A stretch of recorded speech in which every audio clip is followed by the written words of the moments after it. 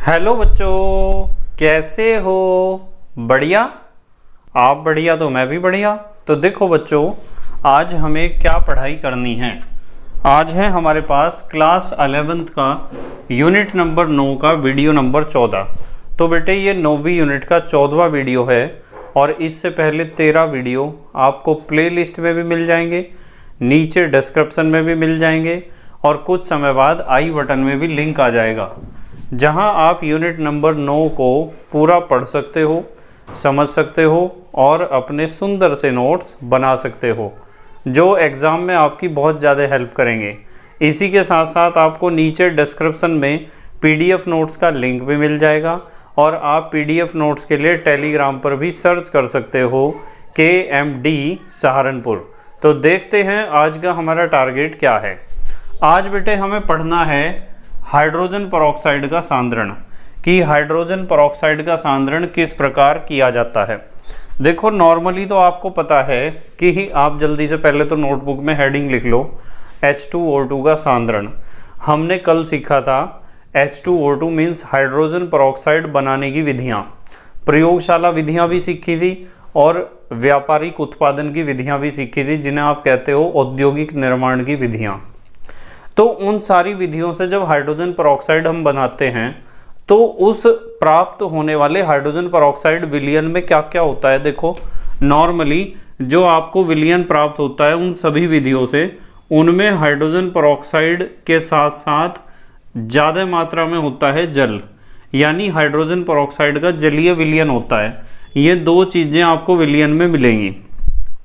अब हमें जो हाइड्रोजन परऑक्साइड का जलीय विलयन हमें प्राप्त हुआ है, यानी हाइड्रोजन परऑक्साइड जो पानी में घुला हुआ हमें मिला है, उसमें हमें हाइड्रोजन परऑक्साइड की सांद्रता बढ़ानी है।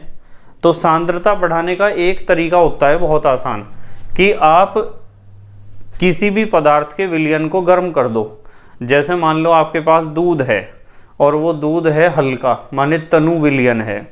मैं कहूँ उस दूध को गाढ़ा कर दो, तो आप क्या करोगे, आप दूध को गर्म करोगे ना, और दूध को यदि आप गर्म करोगे तो पानी तो उड़ता रहेगा उसमें से और दूध होता रहेगा गाढ़ा। इसे विज्ञान की भाषा में हम कहेंगे कि दूध की सांद्रता बढ़ती रहेगी। तो हमने यहाँ हेडिंग लिख रखा है हाइड्रोजन परऑक्साइड का सांद्रण। यदि आपको प्रयोगशाला विधि या औद्योगिक निर्माण की विधि से हाइड्रोजन परऑक्साइड प्राप्त हुआ है तो इसका मतलब आपको हाइड्रोजन परऑक्साइड पानी में घुला हुआ प्राप्त हुआ है, यानी हाइड्रोजन परऑक्साइड का जलीय विलयन प्राप्त हुआ है। इस हाइड्रोजन परऑक्साइड के जलीय विलयन में हाइड्रोजन परऑक्साइड की सांद्रता आपको बढ़ानी है। तो सांद्रता बढ़ाने के लिए नॉर्मली आप क्या करोगे, आप हाइड्रोजन परऑक्साइड के जलीय विलयन को गर्म करोगे ना। पर गर्म करने पे प्रॉब्लम आएगी एक। देखो क्या प्रॉब्लम आएगी, मैं बताता हूँ आपको समस्या क्या आएगी। जब हम हाइड्रोजन परऑक्साइड के जलीय विलयन को गर्म करते हैं जिससे हाइड्रोजन परऑक्साइड की सांद्रता बढ़ जाए विलयन में, तो हमें क्या समस्या आती है। देखो प्रॉब्लम ये आती है, यहाँ लिख देता हूँ, चलो प्रॉब्लम क्या आती है। प्रॉब्लम ये आती है कि जो हमारा हाइड्रोजन परऑक्साइड है ना, वो हाइड्रोजन परऑक्साइड 2H2O2 लिखा, चलो मैंने हाइड्रोजन परऑक्साइड, चलो यहाँ से नहीं लिखते। जब आप हाइड्रोजन परऑक्साइड का सांद्रण करने के लिए उसे गर्म करोगे तो आपके सामने एक समस्या आएगी। प्रॉब्लम लिख दो या समस्या लिख दो। हाइड्रोजन परऑक्साइड का सांद्रण करते समय क्या समस्या आएगी कि हाइड्रोजन परऑक्साइड को जब आप गर्म करोगे ना, तो गर्म करने पे क्या होगा, हाइड्रोजन परऑक्साइड अपघटित हो जाएगा, टूट जाएगा। कैसे, 2H2O + O2 में। इसका मतलब आपके पास जो हाइड्रोजन परऑक्साइड का जलीय विलयन है उसमें से आपको पानी को उड़ाना है, और पानी को उड़ाने के लिए आप विलयन को जैसे ही गर्म करोगे तो पानी उड़े या ना उड़े वो बात तो दूसरी है, पर आपका हाइड्रोजन परऑक्साइड पानी में बदलता रहेगा और ऑक्सीजन में। इसका मतलब बढ़ानी तो उसकी सांद्रता तो घट जाएगी, क्योंकि वो हाइड्रोजन परऑक्साइड गर्म करते ही टूटना शुरू हो जाएगा जल में और ऑक्सीजन में। तो आ गई ना समस्या। तो अब हम हाइड्रोजन परऑक्साइड का सांद्रण कैसे करेंगे भाई, जब गर्म करने पर ये टूट जाता है जल में और ऑक्सीजन में। तो इसलिए हाइड्रोजन परऑक्साइड का सांद्रण करने के लिए कुछ विशेष विधियों का प्रयोग किया जाता है। कौन कौन सी विधियां हैं उसके बारे में बात करेंगे। पहले हम लिखते हैं, इसलिए हाइड्रोजन परऑक्साइड का सांद्रण, हाइड्रोजन परऑक्साइड का सांद्रण निम्न विशेष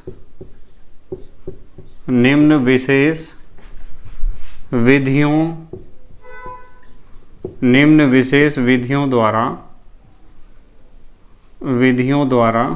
किया जाता है, निम्न विशेष विधियों द्वारा किया जाता है। अब भाई कौन कौन सी विधियां हैं, हाइड्रोजन परऑक्साइड का सांद्रण करने की विधियां कौन कौन सी हैं उसके बारे में बात करते हैं। ठीक है, कौन कौन सी विधियां हैं। नंबर 1 पे हमें डिस्कस करनी है, नंबर 1 ठंडा करके। भाई यदि आप हाइड्रोजन परऑक्साइड को, उसका जो जलीय विलयन है उसे आप गर्म करोगे तो गर्म करने से पानी उड़े या ना उड़े, पर हाइड्रोजन परऑक्साइड ने तो अपघटित होना शुरू कर दिया था जल में और ऑक्सीजन में, तो हाइड्रोजन परऑक्साइड की तो सांद्रता और घटती जा रही थी बढ़ने की बजाय, होती है ना प्रॉब्लम ये। तो हम गर्म नहीं करने के, हम ठंडा करेंगे। हम क्या करेंगे कि हाइड्रोजन परऑक्साइड का जो विलयन है उसे एक हिमकारी मिश्रण द्वारा ठंडा करेंगे। हिमकारी मिश्रण को आप इंग्लिश में कहते हो फ्रीजिंग मिक्सचर। फ्रीजिंग मिक्सचर या हिमकारी मिश्रण का मतलब होता है बर्फ और नमक का मिश्रण। जैसे आइसक्रीम वाले हैं ना जो गलियों में घूमते हैं, गांव में घूमते हैं, कॉलोनी में आइसक्रीम बेचते हुए, तो आपने देखा होगा उनके पास जो बॉक्स होता है जिसके अंदर आइसक्रीम रखते हैं, उस बॉक्स के बाहर एक और बॉक्स होता है बड़ा, उस बॉक्स में भरते हैं वे हिमकारी मिश्रण या फ्रीजिंग मिक्सचर। उसमें होता है बर्फ और नमक का मिश्रण। जब बर्फ में आप नमक मिला देते हो ना तो बर्फ जल्दी नहीं पिघलता है, वो देर तक चलता है, यानी जमा रहता है देर तक। तो आपको क्या करना है कि आपको हाइड्रोजन परऑक्साइड का विलयन लेना है, जो आपने कल विभिन्न विधियों से हाइड्रोजन परऑक्साइड बनाया था, उसके विलयन में 2 चीज़ होंगी, एक तो H2O2 होगा, एक पानी होगा। तो H2O2 के जलीय विलयन को आप हिमकारी मिश्रण द्वारा ठंडा कर लो, और जब आप उसे ठंडा करोगे ना तो पानी तो बर्फ में बदलता रहेगा, पानी है ना उस विलयन में, भाई H2O2 का जलीय विलयन ही तो है वो। इसका मतलब उसमें 2 चीज़ हैं, एक तो H2O2 है, एक H2O है। जब दोनों के मिश्रण को आप हिमकारी मिश्रण द्वारा यानी फ्रीजिंग मिक्सचर द्वारा ठंडा करोगे तो ठंडा करने से पानी भी ठंडा होगा और हाइड्रोजन परऑक्साइड भी ठंडा होगा। पर पानी ठंडा होकर बर्फ में बदलता रहेगा। पहले कौन बर्फ जमेगा, कौन पानी, पानी जल्दी जल्दी किस में बदलेगा, बर्फ में। और जब पानी बर्फ में बदलेगा तो बचेगा क्या आपके पास, उस विलयन में हाइड्रोजन परऑक्साइड की सांद्रता बढ़ती रहेगी। ठीक है, तो ये एक बहुत अच्छा तरीका है। तो यहाँ हम लिख सकते हैं ठंडा करके में H2O2 के जलीय विलयन को, जो हमें प्राप्त हुआ था, H2O2 के जलीय विलयन को किसके द्वारा ठंडा करना है, हिमकारी मिश्रण। चलो मैं लिख देता हूँ, हिमकारी मिश्रण का मतलब क्या होता है, इंग्लिश में तो कहते हैं इसे फ्रीजिंग मिक्सचर। ठीक है, फ्रीजिंग मिक्सचर क्या होता है, बर्फ प्लस नमक, आइस प्लस NaCl। हिमकारी मिश्रण द्वारा ठंडा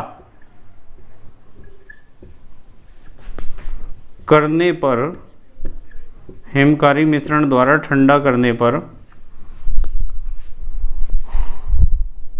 जल बर्फ में बदलता रहता है या बदलने लगता है। पानी तो ठंडा हो गया, बर्फ में बदलेगा ही, बर्फ में बदलने लगता है, जिसके कारण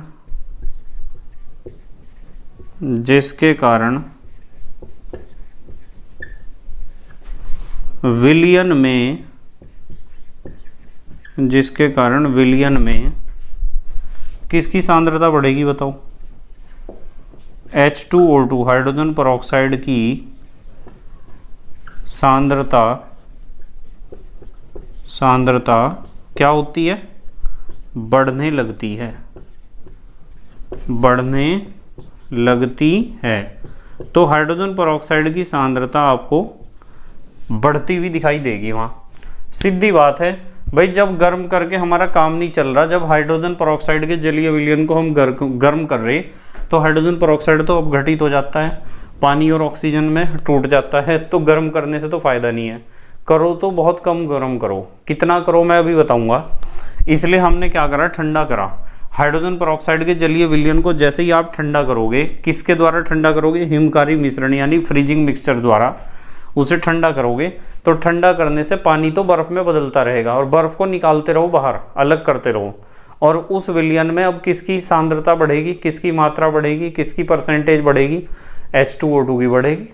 तो H2O2 की परसेंटेज ऐसे आपको बढ़ती हुई नजर आएगी। आप हाइड्रोजन परऑक्साइड की सांद्रता उसमें बढ़ा दोगे। जल्दी से पोज करके लिखो। एक और बहुत अच्छा तरीका और बताता हूँ आपको, जल्दी से लिखो बेटे, पोज करके लिख लिया? ठीक है। तो इसका मतलब ये है कि हम कोई भी विलयन आपके पास है, कोई भी विलयन, उस विलयन की सांद्रता जब आपको बढ़ानी होती है तो सीधा तरीका तो यह होता है कि विलयन को आप गर्म कर दो। यदि आप विलयन को गर्म करोगे तो गर्म करने से पानी तो उड़ता रहेगा और विलयन में उस पदार्थ की सांद्रता बढ़ती रहेगी। जैसे मैं कहूँ नमक का विलयन है, पानी में आपने नमक को घोल रखा और वो एक तनु विलयन है, और मैं आपको यूँ कह रहा कि इसकी सांद्रता बढ़ाओ विलयन की, तो आप नमक के घोल को क्या करोगे? गर्म ही तो करोगे नमक के विलयन को। और जब आप नमक के विलयन को गर्म करोगे तो गर्म करते करते पानी उड़ता रहेगा और नमक की सांद्रता उसमें बढ़ती रहेगी। तो किसी भी विलयन में सांद्रता बढ़ानी हो ना किसी भी विलयन की, तो गर्म करना एक अच्छा उपाय है। पर यहाँ गर्म करना थोड़ा रिस्की इसलिए है क्योंकि हाइड्रोजन परऑक्साइड ज़्यादा गर्म करोगे तो टूटता रहेगा H2O और ऑक्सीजन में। इसलिए हमने पहला तरीका पढ़ा कि यदि हाइड्रोजन परऑक्साइड विलयन की सांद्रता आपको बढ़ानी है, सांद्रण करना है, तो विलयन को गर्म ना करके ठंडा करो। और यदि गर्म करना है तो मैं बताता हूँ। नंबर 2 हेडिंग लिखो। एक और तरीका है वाष्पन द्वारा, वाष्पन द्वारा। अब आपको क्या करना है, जो आपके पास हाइड्रोजन परऑक्साइड का विलयन है ना, हाइड्रोजन परऑक्साइड का विलयन जो आपने प्रयोगशाला विधि या व्यापारिक उत्पादन से बनाया है, हाइड्रोजन परऑक्साइड का जलीय विलयन, उसे आप जल उष्मक यानी वाटर बाथ के द्वारा गर्म करोगे 60 से 70 डिग्री सी पर। ज़्यादा नहीं गर्म करना है, 60 से 70 डिग्री सी तक टेम्परेचर को रखो और हाइड्रोजन परऑक्साइड के जलीय विलयन को गर्म करो। तो ऐसा करने से 60 से 70 डिग्री सी पर पानी धीरे धीरे उड़ेगा और उड़ता रहेगा पानी, और विलयन में H2O2 की सांद्रता बढ़ती रहेगी। और ये सांद्रता मैक्सिमम पहुंच सकती है 45% पर, 45% तक इस तरीके से आप सांद्रता बढ़ा सकते हो। अब यहाँ कुछ बच्चों के दिमाग में क्वेश्चन आता है कि सर आप कह रहे कि हमने हाइड्रोजन परऑक्साइड का जलीय विलयन लिया, तो हाइड्रोजन परऑक्साइड के जलीय विलयन में 2 चीज़ें होंगी, हाइड्रोजन परऑक्साइड होगा और पानी होगा। हमें पता है कि पानी ज़्यादा मात्रा में होगा तो पानी को तो आप कहोगे विलायक, ज़्यादा मात्रा में तो पानी होगा, और कम मात्रा में हाइड्रोजन परऑक्साइड होगा तो इसे आप कहोगे विलेय। अब आप यूँ कह रहे कि आप इसे गर्म करोगे 60 से 70 डिग्री सी पर वाटर बाथ के द्वारा, जल उष्मक के द्वारा, जिससे समान रूप से ऊष्मा मिलती रहे उसे। तो जब आप जल उष्मक से या किसी भी तरीके से 60 से 70 डिग्री सी पर इसे गर्म करोगे और आप कह रहे कि पानी उड़ना शुरू हो जाएगा, तो आप यूं बताओ जल का क्वथनांक तो 100 डिग्री सी होता है, पानी को तो 100 डिग्री सी पर उड़ना चाहिए, और आप यूं कह रहे कि 60 से 70 डिग्री सी पर उड़ जाएगा पानी। ऐसा कैसे हो जाएगा भाई? तो बेटे एक बात का ध्यान रखो, हमें पता है कि जल का क्वथनांक 100 डिग्री सी होता है, तो जल 100 डिग्री सी पर उबलता है, सामान्य ताप दाब पर 100 डिग्री सी पर उबलता है यदि सामान्य परिस्थितियां हों। पर क्या केवल जल का वाष्पन 100 डिग्री सी पर ही होता है? नहीं, बिल्कुल नहीं। आपने कभी सर्दियों के दिनों में नोट करी होगी एक बात, या बरसात के दिनों में एक बात नोट करी होगी कि यदि आप रास्ते में जाती हुई किसी बर्फ़ की सिल्ली को देखते हो ना, बर्फ़ की सिल्ली तो पता है, बर्फ़ का बहुत बड़ा पीस जो फैक्ट्रियों में जमाया जाता है बर्फ़, तो बर्फ़ की सिल्ली को देखोगे तो उसमें से भी भाप आपको निकलती हुई नज़र आएगी। तो क्या बर्फ़ की सिल्ली में उसका पानी का टेम्परेचर 100 डिग्री सी है? नहीं, वो तो बहुत ठंडी है, फिर भी उसमें से भाप निकल रही। तो वाष्पन तो वहाँ भी हो रहा बेटे। क्या आपने सर्दियों के दिनों में अपने मुंह में से भाप निकलती हुई नहीं देखी है? तो क्या आपके पेट में पानी उबल रहा है? 100 डिग्री सी पे पानी है आपके पेट में या आपकी बॉडी में या आपके फेफड़ों में जो बाहर भाप निकल रही है। तो वाष्पन की क्रिया जरूरी नहीं है कि क्वथनांक पर हो। वाष्पन की क्रिया जो है 100 डिग्री सी से नीचे भी होती है। कभी सर्दियों में या बरसात के दिनों में आप नोट करियो, यदि आप किसी तालाब के, नदी के, नहर के किनारे से निकलोगे ना उसके पास से, तो उसमें से भी आपको भाप उड़ती हुई नजर आएगी। अरे सर्दियों के दिनों में तो रात को जो ओस पड़ती है ना मैदान में, और सुबह को जब आप धूप में उस मैदान को देखते हो, घास को, तो घास में से जो दूब घास होता है उसमें से भी भाप उड़ती हुई आपको नजर आएगी। ठीक है, दीवारों से, जो दीवारें रात को ओस में भीग गई थी, वे दीवारें जब सुबह को क्या होता है उन पर धूप पड़ती है, गर्मी, तो उनमें से भी आपको सर्दियों के दिनों में भाप उड़ती हुई नजर आएगी। समझ में आ रहे हैं ना? तो ये बात समझो।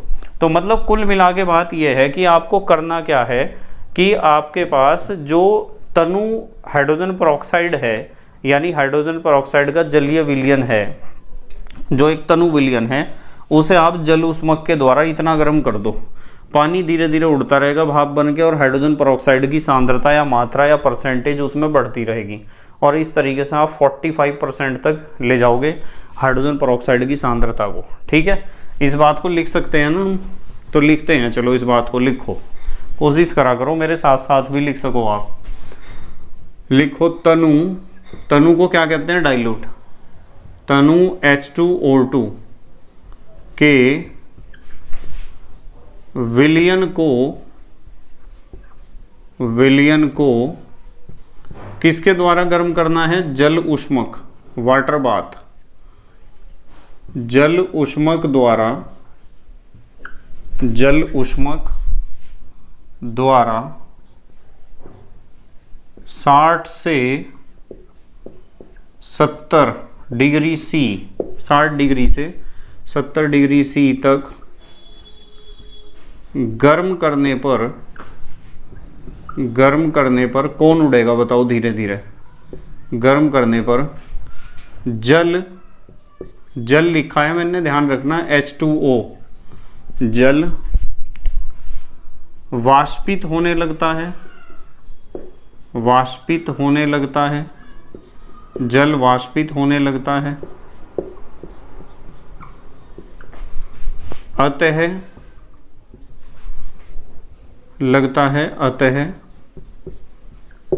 विलयन में हाइड्रोजन पेरोक्साइड H2O2 की सांद्रता, हाइड्रोजन पेरोक्साइड की सांद्रता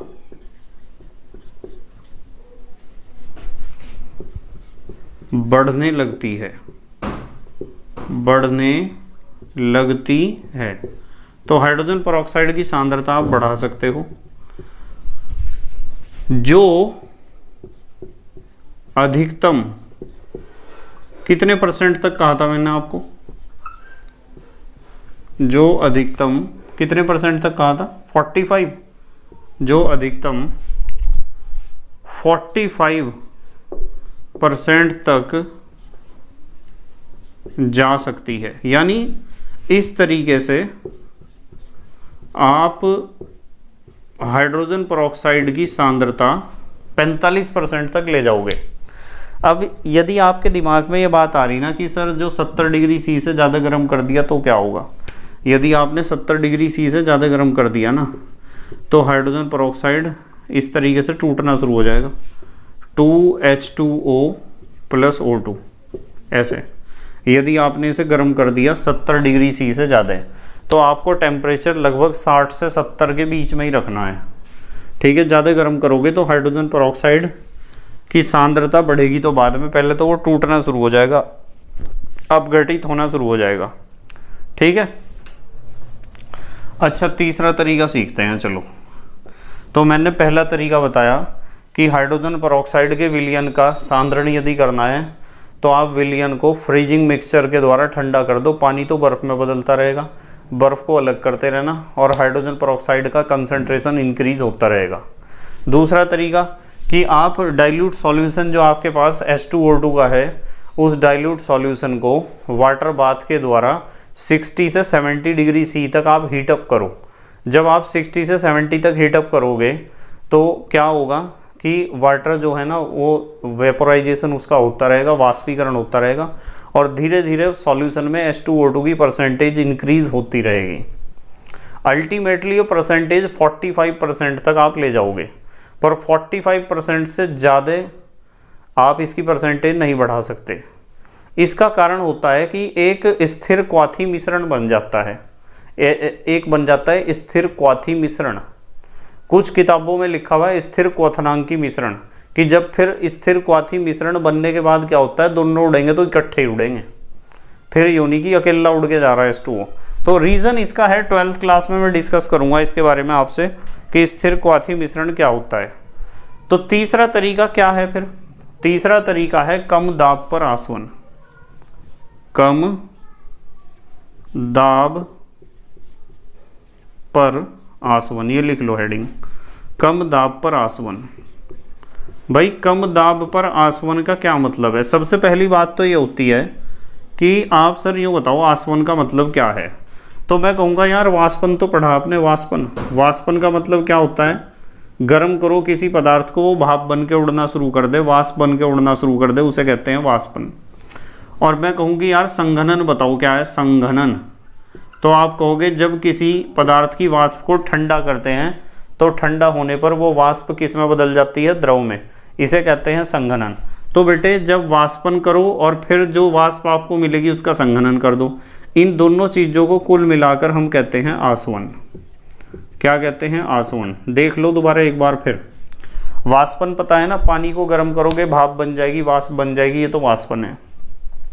और पानी की वाष्प को या किसी भी पदार्थ की वाष्प को ठंडा करोगे तो वे वाष्पें ठंडी होकर किस में बदल जाएंगी? द्रव में। इसे कहते हैं संघनन। और जब वाष्पन और संघनन दोनों प्रोसेस साइमल्टेनियसली चलती हैं एक साथ, कि इधर वाष्पन भी हो रहा उधर संघनन भी हो रहा, तो इन दोनों क्रियाओं को कुल मिलाकर कहा जाता है आसवन। ठीक है, तो ध्यान रखना आसवन का मतलब होता है वाष्पन प्लस संघनन। तो हमें क्या करना है, यहाँ लिखा हुआ है कम दाब पर आसवन। मुझे एक बात बताओ आप, मैं आपको कहूँ कि मेरे पास एक बर्तन में, इस तरह का एक बर्तन है मेरे पास, और इस बर्तन में मैंने यहाँ तक भर रखा है पानी, ये लिख दिया मैंने कि इसमें पानी है H2O। तो सबको पता है कि जल के अणु इसमें बहुत सारे होंगे, और जब जल के अणु इसमें बहुत सारे होंगे तो जल के सारे अणु क्या कर रहे होंगे? ब्राउनी गति, जिगजैग मोशन कर रहे होंगे, अनियमित गति कर रहे होंगे। अनियमित गति करते हुए एक दूसरे से टकरा रहे होंगे या नहीं? हाँ टकरा रहे होंगे। बर्तन की दीवारों से टकरा रहे होंगे या नहीं? हाँ टकरा रहे होंगे। क्या ये अणु स्वतंत्र तल पे टकरा रहे होंगे या नहीं? आप कहोगे कि हाँ सर टकरा रहे होंगे, बिल्कुल। तो जल के अणु जब किसी बर्तन में आप पानी को भर दोगे या किसी भी द्रव पदार्थ को भर दोगे तो उस द्रव पदार्थ के अणु लगातार ब्राउनी गति करेंगे, जिगजैग मोशन करेंगे, और जिगजैग मोशन करते हुए एक दूसरे से भी टकराएंगे, बर्तन की दीवारों से भी टकराएंगे और स्वतंत्र तल पर भी टक्कर मारेंगे और कोशिश करेंगे हम बाहर निकल जाएं। यानी द्रव के अणु स्वतंत्र तल पे टक्कर मार के वाष्प में बदलने का प्रयास कर रहे हैं। तो ये जो दाब लगाते हैं ना स्वतंत्र तल पर बाहर की तरफ वाष्प में बदलने के लिए, उसे हम कहते हैं वाष्प दाब। क्या कहते हैं? वाष्प दाब या वेपर प्रेशर। कभी आपने कुछ प्रैक्टिकल जिंदगी में कुछ बातें, कुछ घटनाएं महसूस करी होंगी। जैसे मैं कहता हूँ कि आपका जो हैंडपंप होता है ना, हैंडपंप नल का, ठीक है, पानी जिसमें हाथ से हम चलाते हैं और फिर पानी निकलता है, हैंडपंप। तो हैंडपंप को चलाओ आप, 3-4 बाल्टी पानी निकाल लो, और 3-4 बाल्टी पानी निकालने के बाद फिर एक गिलास लो या एक जग लो, उसमें बिल्कुल ताज़ा पानी निकाल लो और ताज़ा पानी को ध्यान से देखो। यदि ध्यान से देखोगे ना तो उसमें जल के अणु जंप मार रहे होंगे, जंप, ठीक है। और यदि उसे अपने चेहरे के पास ले जाओगे ना तो कुछ पार्टिकल्स, कुछ जल के अणु, कुछ परमाणु, कुछ अणु कह दो या अवयवी कण कह दो, कुछ भी कह दो, में जंप मार रहे हो ऊपर की तरफ इस दाब के कारण, और आपके चेहरे पे भी टकराएंगे यदि चेहरे को पास लेके जाओगे। तो उसका कारण पता क्या है? ताजे पानी का वाष्प दाब बहुत ज़्यादा होता है, इसलिए वे जंप मार रहे हैं। या फिर यदि इस चीज़ को महसूस कर ही नहीं सकते या इस प्रैक्टिकल को कर नहीं सकते, तो आप एक प्रैक्टिकल बड़ी आसानी से कर सकते हो। कौन सा प्रैक्टिकल? आप बिल्कुल ठंडी कोल्ड ड्रिंक लो, माजा या स्लाइस नहीं लेनी है, कोल्ड ड्रिंक वो लेनी है जिसमें CO2 गैस प्रेजेंट होती है, पता है ना, CO2 गैस वाली कोल्ड ड्रिंक लेनी है, ना तो माजा लेनी है ना तो स्लाइस लेनी है, ये बच्चों वाली कोल्ड ड्रिंक तो लेनी नहीं, नॉर्मल कोल्ड ड्रिंक बिल्कुल ठंडी। उस ठंडी कोल्ड ड्रिंक को आप ग्लास में डाल लो, एकदम बहुत सारे झाग उठेंगे, आप झाग को उठने दो, उठ रहे तो ठीक है, और उस भरे हुए गिलास को अपने चेहरे के पास लेके जाओ, तो वहाँ कोल्ड ड्रिंक के पार्टिकल्स जंप मार रहे होंगे और आपके चेहरे पे टकराएंगे। यहाँ महसूस करोगे ना, हाथ पे तो आप बहुत कम महसूस करोगे, चेहरे के पास ले जाने के लिए मैं इसलिए कह रहा, क्योंकि आपके जो ये गाल हैं ना, चिक्स हैं, ये बहुत ज़्यादा सॉफ्ट हैं, इनके ऊपर ज़्यादा महसूस होती है कोई भी चीज़। जैसे बरसात में जब आप साइकिल चलाते हो या बाइक, तो वे पानी की बूंदें, बारिश की बूंदें हाथ पे इतना चोट नहीं मारती जितना आपके चेहरे पे चोट मारती हैं, क्योंकि आपके फेस की स्किन जो है वो सॉफ्ट होती है। तो जब कोल्ड ड्रिंक वाले गिलास को आप फेस के पास लेके आओगे तो वे पार्टिकल जंप मार रहे और वे आपके फेस पे टकराएंगे, तब आप महसूस करोगे कि हाँ सर आप सही कह रहे थे। तो ये क्यों टकरा रहे? क्योंकि कोल्ड ड्रिंक का वाष्प दाब बहुत ज़्यादा होता है, इसलिए जब ही तो उसमें मजा है पीने में, क्योंकि उसका वाष्प दाब बहुत ज़्यादा है, CO2 घुली होती है ना उसके अंदर। तो मैं आपको यूँ कह रहा कि यार जल के अणु जब वाष्प दाब लगा रहे तो इन्हें निकल के भाग जाना चाहिए बाहर, और जब इन्हें निकल के ये बाहर चले गए ना, तो फिर तो जल द्रव अवस्था में रहेगा ही नहीं, तो इस धरती पे पानी नहीं होने का फिर। पर धरती पे तो है पानी भाई, धरती पे पानी पता क्यों है? क्योंकि धरती पे हवा है इसलिए पानी है, क्योंकि इसके ऊपर हवा है बहुत सारी, एयर। आपको पता हवा तो हर जगह है ना, एयर तो हर जगह है धरती के वायुमंडल में। तो जो वायु है, वायु में आपको पता है नाइट्रोजन गैस है, ऑक्सीजन गैस है, कार्बन डाइऑक्साइड गैस है, इसके अलावा भी बहुत सारी गैस है हवा में। तो क्या वे गैस के पार्टिकल नहीं गति कर रहे होंगे? हाँ कर रहे गति, बिल्कुल ब्राउनी गति कर रहे, जिगजैग मोशन कर रहे, और गति करते हुए क्या वे स्वतंत्र तल पर नहीं टकरा रहे होंगे? आप कहोगे कि हाँ सर टकरा रहे, बिल्कुल। तो इस दाब, जो ये जल के पार्टिकल्स ऊपर की तरफ दाब लगाते हैं या किसी भी द्रव के पार्टिकल्स, उसे तो कहते हैं उस द्रव का वाष्प दाब। पर हवा के पार्टिकल जो उस स्वतंत्र तल पर नीचे की तरफ को दाब लगाते हैं, इस वाष्प दाब का विरोध करते हैं, उस दाब को हम कहते हैं वायुमंडलीय दाब, या वायु दाब भी आप कह सकते हो। इंग्लिश में कहते हैं एटमॉस्फेरिक प्रेशर या ATM। तो बताऊं मुझे कि वायुमंडलीय दाब वाष्प दाब का विरोध कर रहा है या नहीं कर रहा? कर रहा ना। हमें पता है यदि मैं वाष्प दाब को लिख दूं, P1 से लिख रहा मैं वाष्प दाब को, और वायुमंडलीय दाब को लिख रहा P2 से, तो नॉर्मली पता क्या होता है, P1 जो है ना छोटा होता है P2 से। ध्यान से देख लो, बच्चों का खेल नहीं खेल रहे बिल्कुल भी, बिल्कुल ध्यान से देखो। वाष्प दाब होता है कम, वायुमंडलीय दाब होता है ज़्यादा। इसका मतलब ये ज़्यादा दाब है, ये कम है, इसीलिए तो पानी अपनी औकात में है, नहीं तो निकल के भाग जाता। यदि मैं कह रहा कि P1 तो होता ज़्यादा और P2 होता कम, तो पानी द्रव अवस्था में रहता क्या? इस धरती पे पानी होता ही ना। फिर धरती पे पानी क्यों है? क्योंकि हवा है। हवा है तो क्या है? वायुमंडलीय दाब है, और वायुमंडलीय दाब का मान वाष्प दाब से ज़्यादा है, इसलिए पानी द्रव अवस्था में है। धरती पे पानी है ही इसलिए। अब देखो एक बात बताता हूँ आपको, यदि मैं आपको यूँ कहूँ कि आप जो है ना इसे गर्म करो, इसे गर्म करना शुरू कर दो, उष्मा देनी शुरू कर दो, तो जैसे जैसे आप पानी को गर्म करोगे इसके पार्टिकल्स का टेम्परेचर बढ़ेगा पानी के, और जब पानी के पार्टिकल्स का टेम्परेचर बढ़ेगा, ताप बढ़ेगा, तो उनकी ऊर्जा बढ़ेगी, और ऊर्जा बढ़ेगी तो गतिज ऊर्जा बढ़ेगी, और गतिज ऊर्जा बढ़ेगी तो वेग बढ़ेगा, और वेग बढ़ेगा तो टक्करों की संख्या बढ़ेगी, और ये तेजी से टक्कर मारेंगे। यहाँ वेग बढ़ने से, इनकी गतिज ऊर्जा और वेग बढ़ने से तेजी से टक्कर मारेंगे, यानी पानी को जितना गर्म करोगे वाष्प दाब उतना बढ़ेगा पानी का, और पानी का वाष्प दाब बढ़ते बढ़ते बढ़ते बढ़ते एक स्थिति ऐसी आ जाएगी कि P1 = P2 हो जाएगा, यानी वाष्प दाब वायुमंडलीय दाब के बराबर हो जाएगा। जिस ताप पर, कान खोल के सुन लियो, बिल्कुल कान खोल कर, जिस ताप पर किसी द्रव का वाष्प दाब वायुमंडलीय दाब के बराबर हो जाता है, उस ताप को हम कहते हैं द्रव का क्वथनांक। तो क्वथनांक वह ताप है जिस ताप पर किसी द्रव का वाष्प दाब किसके बराबर हो जाए? वायुमंडलीय दाब के। तो मैं आपसे पूछ लूं कि यार जल का क्वथनांक कितना है, तो आप कहोगे कि सर इसमें तो रट्टा मार रखा हमने, जल का क्वथनांक तो 100 डिग्री सी है। तो पानी का क्वथनांक 100 डिग्री सी है, इसका मतलब पता क्या है? इसका मतलब ये है कि जब आप पानी को 100 डिग्री सी तक गर्म कर देते हो तो उसका वाष्प दाब वायुमंडलीय दाब के बराबर हो जाता है ना। अब सुनो ध्यान से क्या बात है। अब आपको अपने दिमाग की खिड़कियां बिल्कुल खोल के रखनी पड़ेंगी, बिल्कुल खोल के। अब हम बच्चों का खेल नहीं खेल रहे बिल्कुल भी। मैं आपको यूं कह रहा कि यार ऊपर की हवा हटा दो ना सारी, ये जो ऊपर की हवा है इसे हटा दो, सारी ना हटाओ, थोड़ी बहुत ही हटाओ। तो थोड़ी बहुत ही ऊपर की हवा आपने हटा दी तो वायुमंडलीय दाब आपने कम कर दिया। तो वायुमंडलीय दाब जब आपने कम कर दिया, क्या अब भी पानी को उड़ने के लिए 100 डिग्री सी तक गर्म करना पड़ेगा?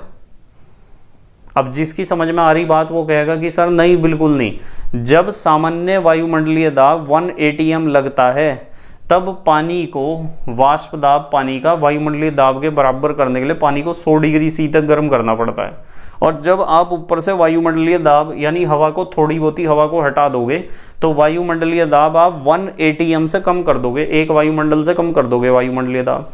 तो जब हमने वायुमंडलीय दाब को 1 atm से कम कर दिया तो पानी को 100 डिग्री सी तक गर्म करने की जरूरत नहीं है।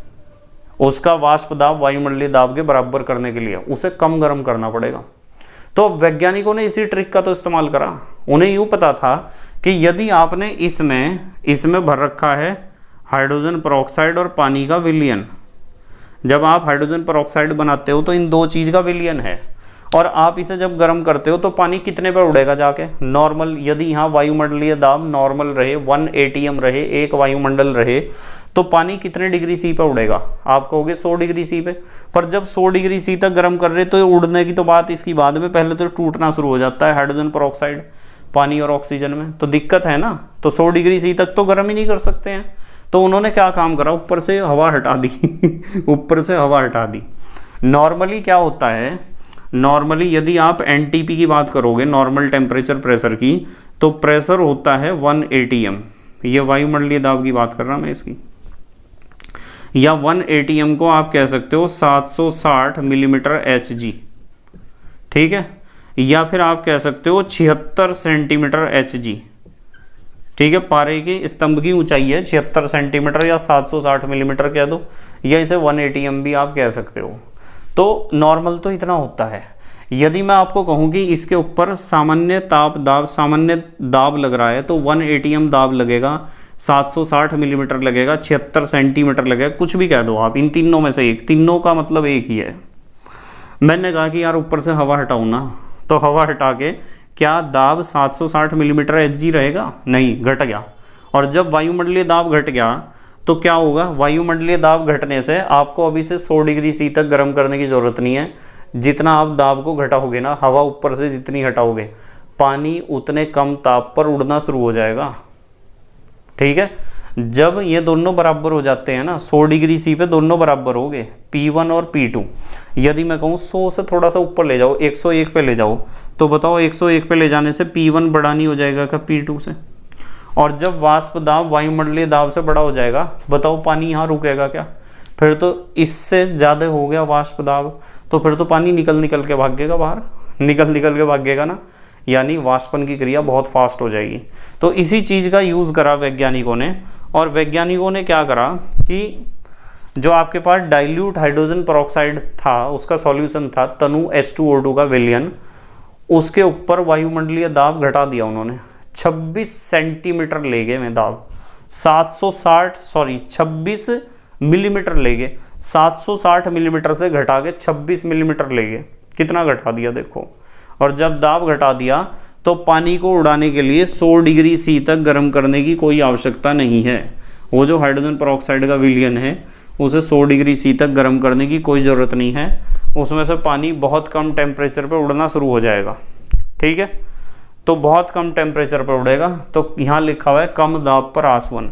कम दाब पर आसवन कैसे होता है मैंने आपको बता दिया, ठीक है। तो हम क्या लिख सकते हैं यहाँ? हम लिख सकते हैं, यहाँ से लिख दूँ, डाइल्यूट हाइड्रोजन पेरोक्साइड का आसवन कितने डिग्री सी पर? डिग्री सी क्या, 26 मिलीमीटर पर करो, 26 मिलीमीटर Hg पर करने से 26 मिलीमीटर Hg पर करने से H2O2 नहीं लिखते हुए, करने से 50%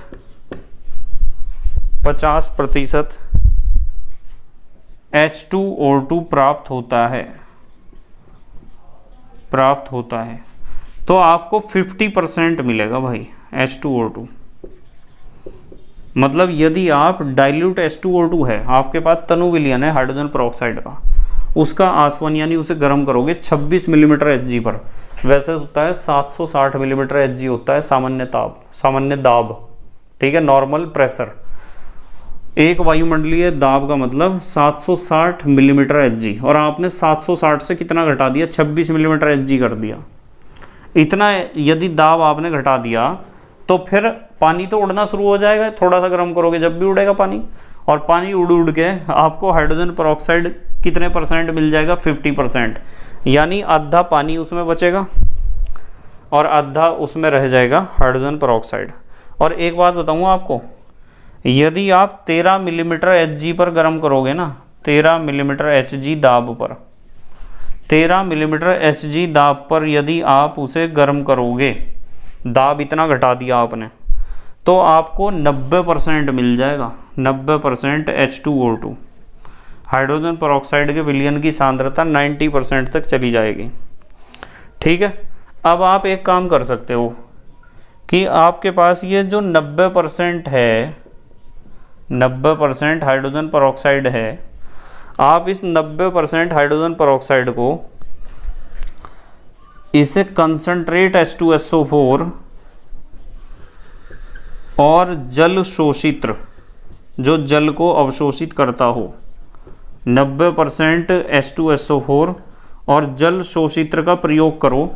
जल शोषित्र एक बर्तन होता है विशेष प्रकार का, और कंसंट्रेट H2SO4, इन दोनों का काम होता है पानी को एब्जॉर्ब करना, पानी को अपने ऊपर अधिशोषित कर लेना, ठीक है। तो पानी को खींचने का काम है इन दोनों का। जल शोषित्र नाम से ही पता चल रहा है, डेजिगेटर कहते हैं इसे, डेजिगेटर। तो डेजिगेटर और कंसंट्रेट H2SO4 यदि यूज़ करोगे तो आपका जो सॉल्यूशन है 90% H2O2 आपको मिला, आपको 99% तक मिल जाएगा। यहाँ लिख सकते हो आप 99% हाइड्रोजन परऑक्साइड। तो इससे आपको हाइड्रोजन परऑक्साइड मिल जाएगा 99% तक। तो 99% तक आप हाइड्रोजन परऑक्साइड बना सकते हो इस विधि के द्वारा। देखो मैंने क्या समझाया। यदि आप एक बर्तन में एक विलयन लोगे H2O2 और H2O का, और उसमें से पानी आपको उड़ाना होगा तेजी से, तो आपको उस विलयन को गर्म करना होगा 100 डिग्री तक। वैसे तो 60-70 पे भी उड़ रहा है, उसमें टाइम लगेगा ज़्यादा। यदि आप 100 तक गर्म करोगे तो पानी तेजी से उड़ेगा, बहुत 60-70 पे धीरे धीरे उड़ेगा। आप क्या काम करो, उसके ऊपर से हवा हटा दो। हवा का मतलब वायु, एयर। यदि ऊपर से आपने हवा हटा दी ना, तो दाब क्या कर दिया आपने, वायुमंडलीय दाब घटा दिया। अब आपको उसे ज़्यादा गर्म करने की ज़रूरत नहीं है, थोड़ा सा ही गर्म करोगे, 20, 30, 40, 50 पे ही गर्म करोगे ना, उसे रूम टेम्परेचर पे ही गर्म करोगे, जब भी पानी तेज़ी से उड़ेगा बहुत। और जब पानी तेज़ी से उड़ेगा, इसका मतलब ये है, हमने पढ़ा कि जब 26 मिलीमीटर Hg वायुमंडलीय दाब करा तो 50% हो जाएगी सांद्रता, पानी उड़ गया आधा। और यदि 13 मिलीमीटर Hg, देखो 26 से भी कम लेंगे हम, 13 मिलीमीटर Hg पे यदि आपने रख लिया उसे विलयन को, तो उसमें 90% H2O2 मिल जाएगा। हाइड्रोजन परऑक्साइड है, ध्यान रखना, H2O2 90% सॉल्यूशन मिल जाएगा। और ये जो 90% आपको, 90% का मतलब ये है कि यदि 100 ml विलयन है तो 100 ml में 90 ml तो होगा H2O2 और 10 ml होगा पानी। वो 10 ml पानी में से 9 ml पानी आप खत्म कर सकते हो। कैसे?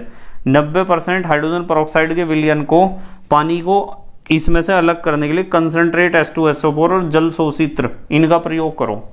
ये दोनों 9 ml पानी और खींच लेंगे, और खींच लेंगे, आपके पास परसेंटेज रह जाएगी 99%, यानी 1% पानी बचेगा उसमें।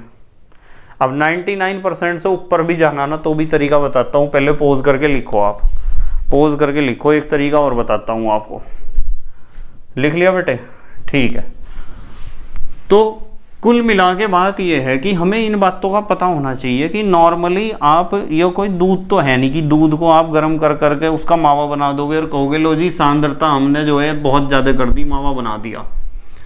तो बेटे यहाँ थोड़ा सा मामला कॉम्प्लिकेटेड है, प्रॉब्लम है। और प्रॉब्लम ये है कि हाइड्रोजन परऑक्साइड को गर्म करते हैं ना जब, तो वो अपघटित हो जाता है, टूट जाता है पानी और ऑक्सीजन में। और जब वो पानी और ऑक्सीजन में टूटेगा तो उसकी परसेंटेज तो गर्म करने पे घटेगी ना कि बढ़ेगी। तो एक तरीका तो बताया कि यार उसे गर्म ही ना करो, उसे आप ठंडा कर लो, ठंडा करके पानी का तो बना दो बर्फ़, और जो बचेगा वो हाइड्रोजन परऑक्साइड का विलयन बचेगा, कंसंट्रेशन उसका इंक्रीज होता रहेगा। दूसरा तरीका बताया कि यार आप उसे 60 से 70 डिग्री सी तक गर्म करो, पानी धीरे धीरे उड़ता रहेगा और H2O2 का परसेंटेज इंक्रीज होता रहेगा। फिर तीसरा तरीका बताया कम दाब पर आसवन करो, जो भी हमने सीखा कि ऊपर की हवा हटा दो, दाब कम कर दो। आप जो है निर्वात पंप से दाब को घटा सकते हो, कोई दिक्कत नहीं है। निर्वात पंप लगाओ पूरे इंस्ट्रूमेंट में, वो हवा को खींचता रहेगा ऊपर से, और जितना हवा को खींचेगा उतना ही दाब घटेगा, उसका दाब को कांस्टेंट कर देगा। वो दाब मापी भी उसमें लगी होती है, जो पूरा उपकरण होता है। नंबर 4 हेडिंग लिखो H2O2 का क्रिस्टलन करके। नंबर 4 H2O2 हाइड्रोजन परऑक्साइड का क्रिस्टलन करके, हाइड्रोजन परऑक्साइड के क्रिस्टल ही बना देंगे हम। क्रिस्टल ऐसे होते हैं जैसे चीनी के क्रिस्टल हैं, जैसे मिश्री के क्रिस्टल हैं, ऐसे होते हैं क्रिस्टल। 12वीं क्लास में जो हम पहला यूनिट पढ़ेंगे ना, उसमें मैं बहुत डिटेल में पढ़ाऊंगा क्रिस्टल के बारे में। ठीक है, अभी तो एग्जाम्पल दे दिया क्योंकि यहाँ आया ना शब्द क्रिस्टलन।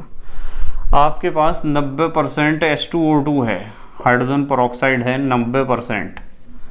आप क्या काम करो कि इस 90% हाइड्रोजन परऑक्साइड को ठंडा कर लो। ठंडा करने से पता क्या होगा, धीरे धीरे करना है, ठंडा एकदम नहीं। ठंडा करने से ये होगा कि आपको H2O2 के क्रिस्टल मिल जाएंगे, H2O2 के क्रिस्टल बनने शुरू हो जाएंगे और कुछ घंटों बाद हाइड्रोजन परऑक्साइड के क्रिस्टल आपको मिल जाएंगे।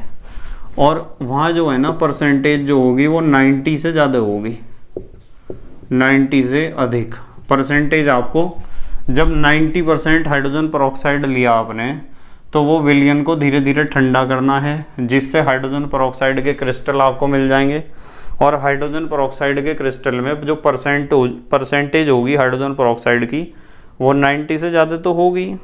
ठीक है, अब आप एक काम कर लो, ये जो क्रिस्टल हैं, ये क्रिस्टल अलग तो कर ही लिया आपने, पानी कर लिया अलग, क्रिस्टल कर लिया अलग।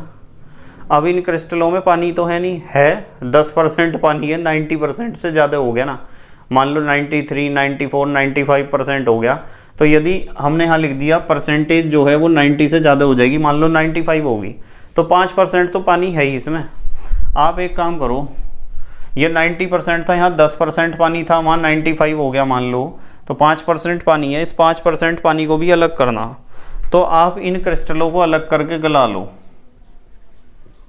इन क्रिस्टलों को गला लो। आप गला लिया हमने क्रिस्टल को जिनमें 95% थी, और गला के फिर वे द्रव में बदल जाएंगे। द्रव में बदल के फिर उन्हें धीरे धीरे ठंडा करो। अब की बार फिर आपको क्या मिलेंगे, हाइड्रोजन परऑक्साइड के क्रिस्टल मिलेंगे। ठीक है, यहाँ लिखता हूँ H2O2 के क्रिस्टल, हाइड्रोजन परऑक्साइड के क्रिस्टल आपको मिल जाएंगे। और ये जो हाइड्रोजन परऑक्साइड के क्रिस्टल मिलेंगे ना, इनमें मैं लिखूँगा परसेंटेज 99 से अधिक। 99 तो कम से कम होगा ही परसेंटेज, उससे ज़्यादा ही परसेंटेज मिलेगा आपको। तो 99% से ज़्यादा आपको क्या मिलेगा, परसेंटेज हाइड्रोजन परऑक्साइड का। क्लियर हुई बात। तो एक तरीका ये भी है क्रिस्टल बना के। तो कुल मिला के कितने तरीके हुए हैं, 4 तरीके हुए। या तो बहुत ज़्यादा ठंडा कर दो, बर्फ़ बना दो पानी का, H2O2 बेचारा बचा रह जाएगा। या फिर गर्म करना है तो 60 से 70 तक गर्म करो और इंतज़ार करो, पानी धीरे धीरे उड़ेगा और H2O2 बच जाएगा। तीसरा तरीका, कम दाब पर आसवन करो, ऊपर का हवा हटा दो सारी, और हवा हटाने से दाब घटेगा, तो कम टेम्परेचर पे ही पानी उड़ना शुरू हो जाएगा। जितना पानी उड़ रहा, भाप बन रही, उसे निकालते रहो बाहर निर्वात पंप के द्वारा, दाब को कम रखो। तो इस तरीके से भी H2O2 की सांद्रता आप बढ़ा दोगे। जितना वायुमंडलीय दाब घटाओगे उतना ही H2O2 की सांद्रता ज़्यादा पाओगे। आप इस सांद्रता को 99% तक ले जा सकते हो। लास्ट स्टेज में मैंने बताया कि कंसंट्रेट H2SO4 और जल शोषित्र का प्रयोग करना है आपको 99% तक ले जाने के लिए। चौथा तरीका बताया क्रिस्टल बना के। आपने 90% हाइड्रोजन पेरोक्साइड लिया, उसे धीरे धीरे ठंडा करा, हाइड्रोजन पेरोक्साइड के क्रिस्टल मिल गए जिनमें परसेंटेज 90 से ज़्यादा हो जाएगा। क्रिस्टलों को अलग कर लिया, अलग करके फिर उन्हें गला लिया, गला के फिर धीरे धीरे ठंडा करा, ठंडा करने से फिर H2O2 के क्रिस्टल मिलेंगे, इनमें परसेंटेज 99 या उससे ज़्यादा होगा। ठीक है। अच्छा, अब एक क्वेश्चन और आता है एग्जाम में, नंबर 5 हेडिंग डालते हैं। चलो नंबर 5 एक हेडिंग लिखो आप, भंडारण। ये भी क्वेश्चन बहुत आता है पेपर में, भंडारण कि हाइड्रोजन पेरोक्साइड का स्टोरेज कैसे करना चाहिए। भंडारण माने स्टोरेज। स्टोरेज करने के लिए मैं आपको एक बात बताता हूँ, हाइड्रोजन पेरोक्साइड की दिक्कत क्या है। दिक्कत यह है कि ये जो हाइड्रोजन पेरोक्साइड है ना, ये हाइड्रोजन पेरोक्साइड ऐसे अपघटित होता है, ऐसे मैंने सिखाया आपको अभी 2H2O + O2, यानी हाइड्रोजन पेरोक्साइड ऐसे टूट जाता है, अपघटित हो जाता है। अब सवाल ये है कि सर कब होता है अपघटित, तो इसके बहुत सारे कारण हैं। हाइड्रोजन पेरोक्साइड के इस तरह टूटने के बहुत सारे कारण हैं। पहला कारण कि यदि इसे कांच की बोतल में रख दोगे ना, तो मैं इसके ऊपर लिखता हूं कांच की क्षारीय प्रकृति। यदि कांच में कुछ पदार्थ ऐसे होते हैं जिनकी प्रकृति होती है क्षारीय, यदि कांच की बोतल में आपने इसे रख दिया, बोतल कह दो या बॉटल कह दो, बात तो एक ही बात है ना। तो कांच की बोतल में यदि आपने इसे रख दिया, तो कांच में कुछ क्षारीय पदार्थ होते हैं जो इस रिएक्शन के लिए उत्प्रेरक का काम करेंगे और हाइड्रोजन पेरोक्साइड इस तरह टूट जाएगा पानी और ऑक्सीजन में। तो फिर कांच की बोतल में रखने का फायदा क्या है भाई। कांच की बोतल में रखते हुए एक बात का ध्यान रखना चाहिए आपको कि बोतल का जो इनर सरफेस है, आंतरिक पृष्ठ है, वहाँ मोम लगा होना चाहिए।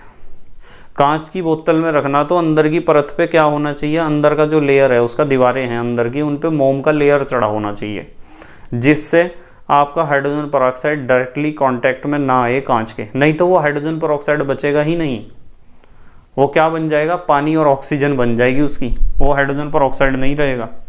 ठीक है, अपघटित हो जाएगा। दूसरी चीज कोमा लगा के लिखता हूं, यदि सूर्य के प्रकाश के संपर्क में या लाइट के संपर्क में आ गया तो भी ऐसे टूट जाएगा। सनलाइट की प्रेजेंस में भी अपघटित हो जाता है। तो इसका निष्कर्ष, इसका उपाय क्या है। इसका उपाय ये है कि आपके पास जो बॉटल है ना, वो डार्क कलर की होनी चाहिए। डार्क कलर का मतलब गाढ़े रंग की बोतलें होनी चाहिए जिससे सनलाइट अंदर ना जा सके। तो इसका उपाय ये है, या फिर रखो अंधेरे कमरे में। हाइड्रोजन पेरोक्साइड को जब आप भंडारण कर रहे, स्टोरेज कर रहे, तो अंधेरे कमरे में रखो।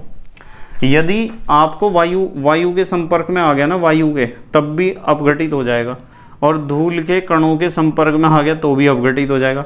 वायु से बचाने का तरीका ये है, बोतल को पूरा भरो ऊपर तक और बोतल का ढक्कन बंद कर दो, यानी उसमें थोड़ी सी भी हवा नहीं होनी चाहिए। इससे बचने का तरीका। धूल से बचने का तरीका तो यही है कि बंद बोतल में होना चाहिए, वो बंद में होना चाहिए, डस्ट के पार्टिकल्स के कांटेक्ट में ना आए। तो ये कितनी चीज़ें हैं। कांच से बचाना है भाई, सनलाइट से बचाना है, हवा से बचाना, धूल से बचाना। कांच से बचाने का तरीका ये है कि कांच की बोतल में या तो रखो ही ना रखो, तो इनर सरफेस के ऊपर वैक्स का एक लेयर होना चाहिए, मोम की परत, जिससे कांच के कांटेक्ट में डायरेक्टली ना आए H2O2। सनलाइट से बचाने के दो तरीके, या तो अंधेरे कमरे में रखो, और या फिर बॉटल जो है वो बहुत ज़्यादा डार्क कलर का होना चाहिए। वायु से बचाने का तरीका ये है कि आप बॉटल में लबालब भरो H2O2 को, बिल्कुल खचाखच ऊपर तक, एयर बिल्कुल भी ना रहने दो। और धूल से बचाने का तरीका ये है कि बॉटल को बंद रखो बस, और क्या, खुली जगह में नहीं होनी चाहिए। ठीक है। तो भंडारण में सबसे पहली बात क्या समझ में आती है हमारे, सबसे पहली बात समझ में आती है कि जो आपका बॉटल है वो, उसके अंदर क्या खासियत होनी चाहिए। पहले लिखता हूँ, यहाँ लिखता हूँ बोतल की विशेषताएं। जिस बॉटल में आप किसे रखते हो, हाइड्रोजन पेरोक्साइड को रखते हो, उसमें क्या क्या विशेषताएं होनी चाहिए। नंबर 1, सबसे पहली विशेषता यह है कि उसमें अंदर की तरफ होनी चाहिए मोम की परत। अंदर की तरफ क्या होनी चाहिए, मोम की परत। क्यों होनी चाहिए मैंने आपको बता दिया, ऊपर लिख रखा कारण ये, ठीक है। वो अपघटित हो जाएगा यदि मोम की परत ना हुई तो हाइड्रोजन पेरोक्साइड बचेगा ही नहीं। नंबर 2, बॉटल कैसी होनी चाहिए, रंगीन होनी चाहिए, रंगीन। और रंगीन नहीं है तो आप लिख सकते हो अंधेरे स्थान पर रखो उन्हें, अंधेरे कमरे में या अंधेरे स्थान में या अंधेरे स्थान पर रखो यदि रंगीन बॉटल नहीं मिल रही आपको। नंबर 3, बॉटल आपकी हाइड्रोजन पेरोक्साइड से पूरी भरी होनी चाहिए, पूरी भरी होनी चाहिए। बॉटल पूरी भरी हुई होगी तो 2 फायदे होंगे। पहला फ़ायदा कि उसमें हवा नहीं होगी, वायु नहीं होगी।